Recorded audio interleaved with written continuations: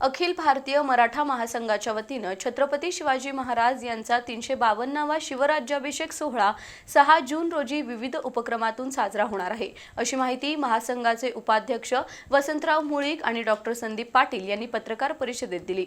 Dolby मुक्त मिरवणूक, पर्यावरण संरक्षण आणि संवर्धनाचा जागर, शिवचरित्रावर व्याख्यानं असे कार्यक्रम या निमित्तानं आयोजित केले आहेत। युगपुरुष छत्रपती शिवाजी महाराज यांचा 352वा राज्याभिषेक सोहळा 6 जून रोजी उत्साहात साजरा होतोय।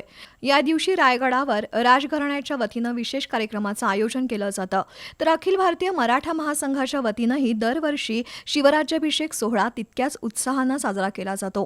गेली 20 वर्ष महासंघाच्या वतीनं हा उपक्रम सुरू आहे, अशी माहिती राष्ट्रीय उपाध्यक्ष वसंतराव मुळीक आणि डॉक्टर संदीप पाटील यांनी पत्रकार परिषदेत दिली। यंदा डॉल्बी मुक्त मिरवणूक काढली जाईल आणि पर्यावरण संरक्षणाचा जागर होईल। शिवाय शिवचरित्रावर आधारित व्याख्यानं होतील।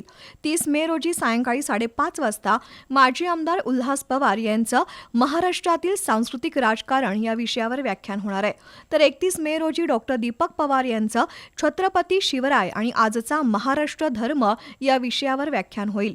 1 जून रोजी शाहू स्मारक भवनमध्ये फेटा बांधण्याचं प्रशिक्षण दिलं जाणार आहे। 6 जून रोजी शिवराज्याभिषेक मिरवणूक काढली जाईल, असंही वसंतराव मुळीक आणि डॉक्टर संदीप पाटील यांनी सांगितलं।